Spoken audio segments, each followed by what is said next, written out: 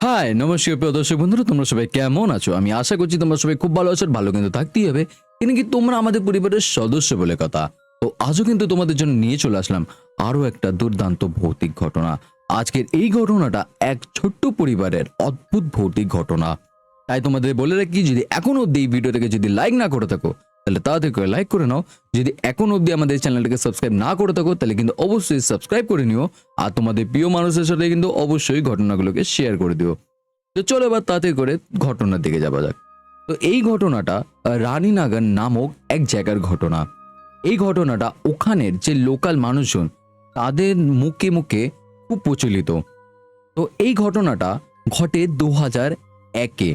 বলে 2001-এ এক rich businessman আর তার পরিবার রানীনগর সেই নামে জায়গায় আসেন কাজের ক্ষেত্রে। বলে তাদের একটা বিজনেস ছিল, সেটা হলো স্টিলের বিজনেস। আর তারা পুরো স্টেট টু স্টেট ঘুরে বেড়াতো। তো স্টেট টু স্টেট যখন ঘুরতো, ঘুরতে ঘুরতে হঠাৎ সেই রানীনগর নামক সেই জায়গাটায় তারা একদিন এসে উপস্থিত হয়। তাদের ওখানে কথা ছিল 2 থেকে 3 বছর থাকার।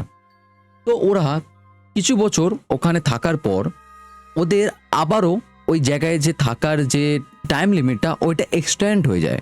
আরও 2 থেকে 3 বছর ওদেরকে ওখানে থাকতে হতো সেই কাজের ক্ষেত্রে। তো তখন তারা ডিসাইড করে যে তারা ওখানে একটা জমি কিনবে, আর জমি কিনে ওখানে বাড়ি বানাবে। কেন কি বলা হয়, সেই জায়গাটা যে রানীনগর নামের জায়গাটা আছে ওখানে কিছু কিছু জমি ছিল, খুব ভালো জমি কিন্তু খুবই কম টাকায়। আর সে অবভিয়াসলি বিজনেসম্যান, সে বিজনেস কি করে করতে হয়, বিজনেস কিভাবে সামলাতে হয়, সে এই জিনিসগুলো খুব ভালো করে জানে। তাই জন্য সে ওখানে একটা জমি কেনেন। কিনে বলে যে কেন রেন্টে থাকবো, কেন বেকার টাকা নষ্ট করব, এখানে একটা জমি কিনি, এখানে একটা বাড়ি করে থাকবো। তাহলে এখানে আমার একটা ইনভেস্টমেন্টও রয়ে গেল, আর সাথে আমাদের একটা থাকার জায়গাও হয়ে গেল। তো তখন তারা সেখানে একটা কম টাকায় ভালো জমি কেনে। তারপর ওখানের যে বাড়ি ঘর করার জন্য জিনিসপত্র দরকার, যে মানে ওই যে রাবিশ ফেলতে হয় আমাদের ভিত করার জন্য, তারপর মাটি ফেলতে হয়, আরো বিভিন্ন বিভিন্ন ধরনের যে জিনিসগুলো লাগে, তার মধ্যে কিছু জিনিস তারা নিয়ে এসেছিলেন একটা গ্রাউন্ডের দিকে। কেন কি ওখানের কিছু পাবলিক, কিছু মানুষ বলে যে ওই যে মাঠটা আছে, ওই যে গ্রাউন্ডটা আছে, ওই গ্রাউন্ডে মাটি খোঁড়া হচ্ছে। ঠিক আছে, ওখানে মানে রাবিশ ভাঙা হয়েছে, মানে দিওয়াল থিওয়াল বা কিছু জিনিসপত্র ছিল যেগুলো ভাঙা হয়েছে, যেগুলো রাবিশ বেরিয়েছে। কিন্তু ওখানে একটা সব থেকে বড় গন্ডগোল ছিল, যেটা ওখানের কোনো মানুষ কিন্তু তাদেরকে বলে দেয়নি। সেটা হলো ওই যে মাঠের থেকে মাটি মানে ভাঙা হচ্ছে, কাটা হচ্ছে, বা ওই যে রাবিশ ভাঙা হচ্ছে, এগুলো যে করা হচ্ছে যেই জায়গাটা, সেই জায়গাটা কিন্তু একটা সিমেট্রির সাথে অ্যাটাচ ছিল। ঠিক আছে, একদম। তো যখন ওই যে রাবিশ, ওই যে মাটি, ওই জিনিসগুলো যখন তারা নিয়ে আসে, তার সাথে কিন্তু ওই যে সিমেট্রি ছিল তারও কিন্তু মাটি ওর মধ্যে মিক্সড হয়ে আসে সেই জায়গায়। যাই হোক, কোনো ব্যাপার নয়। বেশ কিছু বছর, মানে ওই ধরে রাখো 1 থেকে 2 বছর। তো যাই হোক, ওরা 1 বছর টানা নিজেদের বাড়ির জন্য কাজ করে। তারপর একটা বছর পর তাদের পুরো বাড়িটা কমপ্লিট হয়ে যায়। কমপ্লিট হবার পর তারা কিন্তু শিফট হয়ে যায় সেই বাড়িতে খুবই খুশির সাথে। কেন কি অবশ্যই নিজের বাড়ি, একটা নতুন জায়গায় নতুন জমি কিনে নতুন বাড়ি করা, এটা কিন্তু তোমাদের মানে সবারই একটা আনন্দের ব্যাপার, তাই না? তোমাদের যতই থাকুক না কেন, কিন্তু একটা নতুন জায়গায় গিয়ে একটা নতুন বাড়িতে নিজের যাবার, এটা আলাদা একটা মজা, তাই নাকি? তো তারা খুব আনন্দ করে সেই বাড়িতে কিন্তু শিফট হয়ে যায়। শিফট হবার পর তাদেরা শিফট হবার পর তারা প্রথম দিন একটা জিনিস লক্ষ্য করে, সেটা হলো তাদের বাড়ির ছাদ থেকে রাত্রিবেলায় কাউর হাঁটা চলার আওয়াজ আসছিল। আর তার সাথে কিছু অদ্ভুত ধরনের ছাবা তারা তাদের বাড়িতে লক্ষ্য করেছিল। কিন্তু তারা ভাবেন যে এটা জাস্ট একটা ইমাজিনারি ভুল, আর নয়তো জাস্ট আমরা কিছু তো একটা ভুল করছি, এগুলো কিছু নয়। ঠিক আছে, মনের ভুল যেটা আমরা বলি। তো ওরাও কিন্তু এই জিনিসটা ভেবেই সেই জিনিসটাকে ইগনোর করে দেয়। ঠিক আছে, 2-3 দিন যাবার পর তার ওয়াইফ প্রত্যেক দিন নোটিস করে যে তাদের বাড়িতে কিছু না কিছু ঘটছে। তো তার ওয়াইফ তখন তার হাজবেন্ডকে এই কথাগুলো জানায় যে এরকম এরকম বাড়িতে হচ্ছে। আর তার ওয়াইফ কিন্তু এগুলো সেই এরিয়ার যে লোকাল পাবলিক ছিল, তাদের পড়োশি ছিল, মানে পাশের বাড়ির যারা ছিল, তাদেরকেও কিন্তু এগুলো জানিয়েছিল। তারা কিন্তু বলেছেন তাকে যে এইগুলো তোমার মনের ভুল, এরকম কিচ্ছু নয়। তো যাই হোক, তার ওয়াইফও কিন্তু সেই জিনিসগুলো মেনে এগুলোকে টোটালি ইগনোর করে দেয়। বেশ ভালো কথা। এরকমভাবে 1 মাস কেটে যায়। 1 মাস কাটার পর তার হাজব্যান্ডকে ইমিডিয়েটলি ব্যাঙ্গালোর যেতে হয়।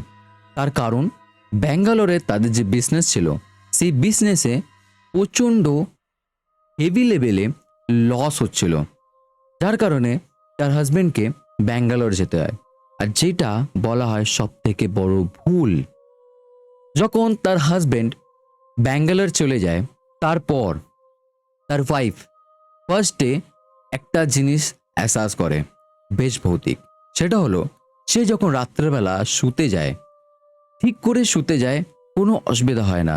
কিন্তু সে যখন সকালবেলা ঘুম থেকে ওঠে, সে দেখে সে পুরো উল্টো দিকে ঘুরে শুয়ে রয়েছে। ঠিক আছে, মানে ধরো এরকম শুয়েছিল রাত্রেবেলা, কিন্তু সকালবেলা উঠে দেখে সে এরকম ভাবে মানে উঠছে। ঠিক আছে, পুরো পজিশনটাই তার শোবার চেঞ্জড হয়ে গেছে। তারপর সে এই জিনিসটা দেখার পর বড় মানে অদ্ভুত আর বড় মানে আজব ধরনেরই একটা বিহেভ করতে শুরু করে যে এটা কিভাবে সম্ভব, এটা কি করে হতে পারে। তো যাই হোক, সেই দিনটা তার কিন্তু যাভাবে হোক কেটে যায়। তার পরের দিন রাত্রিবেলা সে যখন শুতে যায়, মাঝরাত্রে সে কিছু 4-5টা লোকের কথা শুনতে পারে। লোক মহিলা সব মিলিয়ে মিশে 4-5 জনের আওয়াজ পায় তাদেরই একটা রুমের ভেতর থেকে। মানে ওরা কিছু তো ফিসফিস ফিসফিস করে কথা বলছে, তাও কিসের বিষয় না, কোনো জিনিসকে, না কিসের বিষয়, মার্ডারের বিষয়। যে কেউ কাউকে মেরে ফেলেছে, কেউ কাউকে মেরে দিয়েছে, এই সব বিষয়ে কেউ 5-6 জন কোনো একটা রুমের ভিতর থেকে ফিসফিস ফিসফিস করে কথা বলছে। তার ওয়াইফ যখন এই জিনিসটা শুনতে পারে, সে উঠে সেই ঘরের ভিতরে যাওয়ার জন্য সাহস করে। সে সেই রুমের ভিতর যায়, সেই আওয়াজটাকে ফলো করে।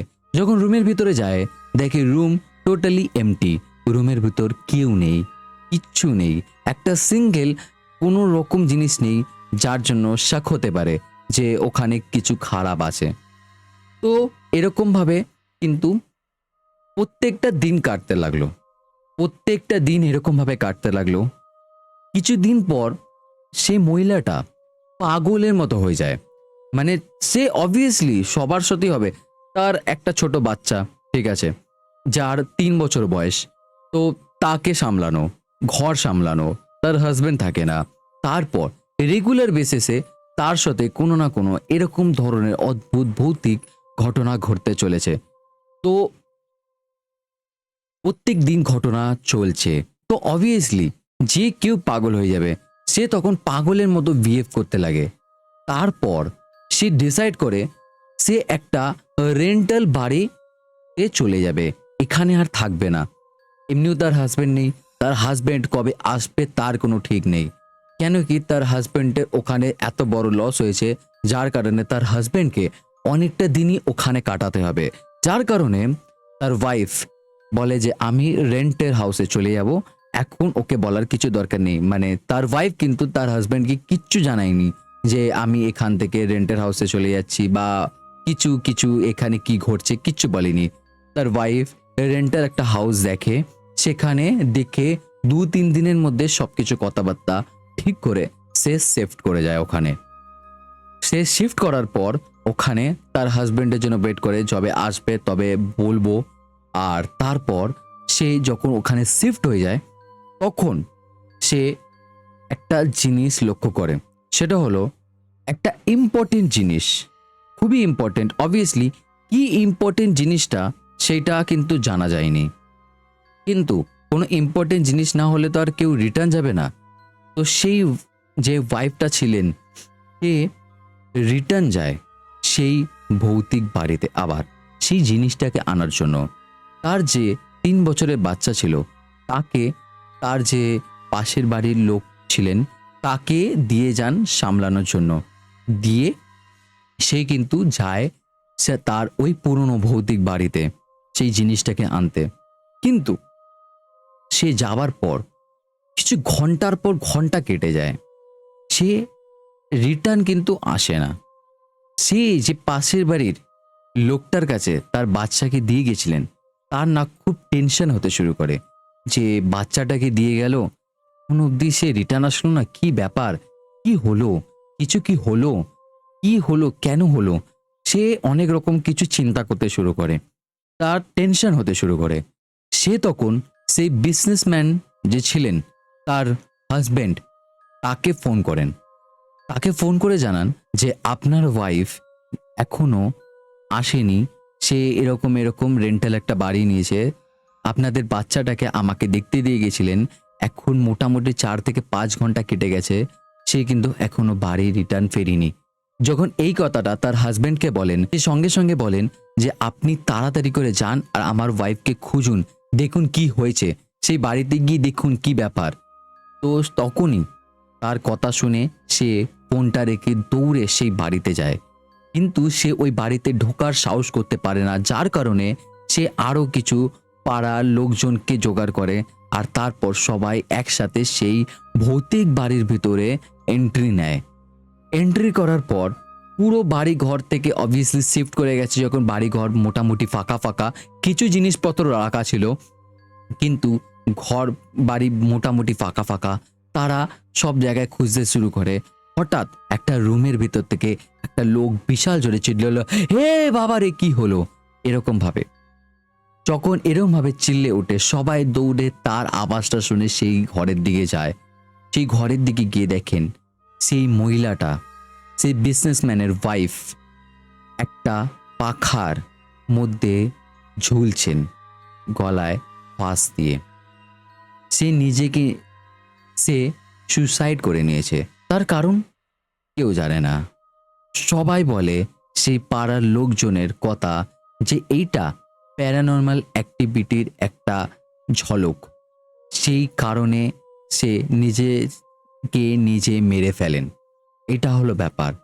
আর তারপর এই ঘটনাটা হবার পর তাদের যে পাড়ার লোক ছিলেন তারা সঙ্গে সঙ্গে তার হাজব্যান্ডকে ফোন করেন, হাজব্যান্ডকে ফোন করে জানান যে আপনার ওয়াইফে এরকম এরকম ব্যাপার হয়েছে। তার হাজব্যান্ড এটা শোনার পর সত্যি খুবই ভেঙে পড়ে। তারপর কিন্তু কিছু করার নেই, সে আসেন তার যে 3 বছরের বাচ্চা ছিলেন তাকে নিয়ে তারা রিটার্ন ব্যাঙ্গালোরে আবার ফিরে যান। আর তারপর সেই বাড়ি জমি দেখতে আর কোনো দিন রিটার্ন আসেনি কেউ। না তার কোনো দিন ছেলে এসছেন, যে 3 বছরের ছেলে ছিলেন সে তো অবভিয়াসলি বড় হয়ে গেছে, সেও আজ অব্দি কোনোদিন আসেনি। আর না তার সেই হাজব্যান্ড, সেও কোনোদিন কিন্তু আসেনি সেই বাড়ি ঘর আর দেখতে। তারপরেও অনেক মানুষজন যখন ওখানে ওরকম ফাঁকা বাড়ি, একটা ভালো বাড়ি ফাঁকা ওরকম পড়ে রয়েছে, অনেক কেউ চেষ্টা করেছিল যে ওই বাড়িটাকে দখল করে থাকার চেষ্টা করেছিল। সবাই 1-2 সপ্তাহ মতো থাকতে পেরেছে, তারপর পালিয়ে যেতে হয়েছে, আর নয়তো তাদের মৃত্যু হয়েছে। বলে ওখানে ওই বাড়ির ভিতরে মোটামুটি 20খানা মৃত্যু হয়েছে, ডেড বডিজ পাওয়া গেছে ওই বাড়ির ভিতরে 20টা। কি করে কিভাবে কেউ জানে না। তাই কারণে কিন্তু আজ অব্দি বলে যে ওই যে বাড়ির সামনে থেকে কোনো বাচ্চাদের যেতে মানা করে, কোনো বাচ্চারাও ওই বাড়ির সামনে থেকে যায় না। আমাবস্যাতে রাত্রি 8টার পর ওই বাড়ির সামনে দিয়ে কেউ চলাফেরা করে না ওই পাড়ার যারা জানে। আর বলা হয় যে এখনো আমাবস্যাতে রাত্রিবেলা ওই বাড়ির ভেতর থেকে কান্নার আওয়াজ আসে আর চিল্লানোর আওয়াজ আসে যে আমার বাচ্চা কোথায়, আমার বাচ্চা কোথায়, এরকম বলে। ঘটনাটা খুবই কষ্টকর আর তেমনই ভৌতিক। ঘটনাটা তোমাদের কতটা ভয় লাগলো অবশ্যই জানিও। তো চলো এবার তাড়াতাড়ি করে তোমাদের কমেন্টের নামগুলো পড়ে নিই।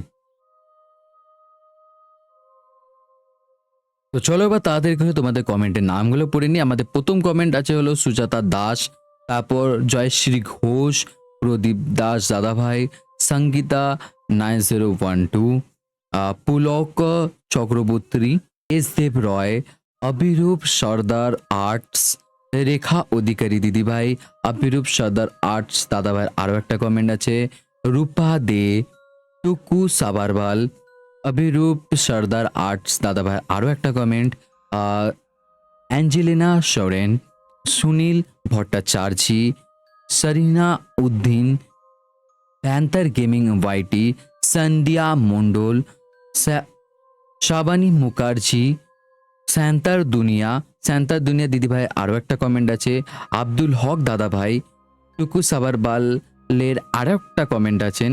আর তারপর হলো অভিরূপ সর্দার আর্টস দাদাভাইয়ের আরও একটা কমেন্ট আছে, সোনালী পাল, অভিরূপ সর্দার আর্টস আরও দুটো কমেন্ট আছে, রুচিরা হালদার, স্বপন রাউত। তো এই ছিল আজকের সকলের কমেন্টের নাম। আর আমি কিছু কিছু কমেন্ট যেগুলো পড়তে পারবো ওগুলো পড়ে নিচ্ছি। সেগুলো হলো রেখা অধিকারী দিদিভাই লিখেছেন, প্রিন্স বাবু তোমাকে খুব ভালো লাগছে, বাট ঘটনাটা দারুণ ভয়ঙ্কর ছিল। ধন্যবাদ, এরকমই ভালোবাসা ভরা কমেন্ট অবশ্যই করতে থেকো। তারপর অভিরূপ সর্দার আর্টস দাদাভাই কমেন্ট করেছেন, today you looks very nice, thank you. কিন্তু এই দাড়ি ছাড়া আমার ভালো লাগছে না একদমই, ওইটাতেই ভালো ছিল, কিন্তু মায়ের আদেশ পূরণ করতে হবে। তারপর জয়শ্রী ঘোষ লিখেছেন, দারুণ লাগলো, ধন্যবাদ। প্রদীপ দাস দাদাভাই কমেন্ট করলো যে দারুণ লাগলো ঘটনাটা প্রিন্স, ধন্যবাদ দাদাভাই। তারপর আমাদের কমেন্ট আছে আর একটা, আজকে তোমাকে দারুণ লাগছে, পুরো হিরো, দারুণ দারুণ। পুলক চক্রবর্তী লিখেছেন এটা, ধন্যবাদ। কিন্তু ওই যে বললাম দাড়ি ছাড়া ভালো লাগছে না। S Dev Roy, hi prince, love to your ghost stories, ধন্যবাদ। অবশ্যই এরকমই ভালোবাসা ভরা কমেন্ট করতে থেকো। তোমার জন্য রইল অনেক হার্ড পাঠিয়েছে আমাদের অভিরূপ সারদা দাদা ভাই। তারপর আমাদের টুকু সাবারওয়াল লিখেছেন, হাই প্রিন্স, মে ফার্স্ট কমেন্ট কর দিয়া, আচ্ছা। টুকু সাবারওয়াল কমেন্ট করেছেন, হাই প্রিন্স, মে ফার্স্ট কমেন্ট কর দিয়া, আচ্ছা রহো, খুশ রহো, god bless you, love you বেটা। Thank you so much. এমনই ভালোবাসা ভরা কমেন্ট অবশ্যই করতে থাকবেন। তারপর আমাদের সুনীল ভট্টাচার্য দাদাভাই কমেন্ট করেছেন, জয় হিন্দ, भारत माता की जय, भारत माता की जय। प्रिंस आपका आवाज जब प्रिंस आपका आवाज जब भी सुनता हूँ बहुत अच्छा लगता है, कहानी भी अच्छा लगा, धन्यवाद। ऐसे प्यार भरी कमेंट हमेशा करते रहिए, ऐसे ही सपोर्ट दिखाते रहिए, बहुत अच्छा लगता है। তারপর আমাদের প্যান্থার গেমিং ওয়াইটি কমেন্ট করেছেন, হাউ আর ইউ প্রিন্স, আমি খুব ভালো আছি, তুমি কেমন আছো অবশ্যই কমেন্ট করে জানিও। You are looking so pretty, very nice and dangerous story, god bless you. ধন্যবাদ, আমার খুবই ভালো লাগলো তোমার কমেন্টটা দেখার পর। আর সত্যি ঘটনাটা কিন্তু আগামীকালের যে ঘটনাটা ছিল, মানে আগের দিনের ঘটনাটা, মানে সত্যি রাত্রেবেলা যারা ঘুরতে বেরোয় তাদের জন্য তো বেশ ভয়ঙ্কর ঘটনা। আমরা ঘুরতে বেরোই তো, মানে সত্যি। তারপর আমাদের কমেন্ট আছে হলো সোনালী পাল কমেন্ট করেছেন, ভালো লাগছে না ভাই, হালকা দাড়িটা রেখো, মানায় তোমাকে। সত্যি এটা ঠিক, একদম ঠিক কথা, মানে দাড়িতেই ভালো লাগে। তারপর আমাদের কমেন্ট আছে হলো সোনালী পাল, ভালো লাগছে না ভাই, হালকা দাড়িটা রেখো, মানায় তোমাকে। এই প্রথমবার একবার পুরো ক্লিন শেভ করে দেখলাম কেমন লাগছে, ভালো লাগছে, খারাপ লাগছে না, বাট মানে মুখটা অনেক হালকা লাগছে দাড়িগুলো কাটার পর, কিন্তু একটুখানি হালকা থাকলে না শেভটা ভালো লাগে। তো চলো প্রথমবার ট্রাই করে দেখলাম, সবাই অনেক কি জানিয়েছে কিন্তু ভালো লাগছে, কিন্তু তারপরেও ভালোও লাগছে, আবার বলা গেলে দাড়িটা থাকলে একটুখানি শেভটা ভালো লাগে। তো যাই হোক, তো এই ছিল আজকের কিছু কমেন্ট, আর এই ছিল সবাই কমেন্টের নামগুলো পড়ে দিলাম। আবারও দেখা হবে আগামী সপ্তাহে ঠিক 3টের সময়। আজকের জন্য বাই।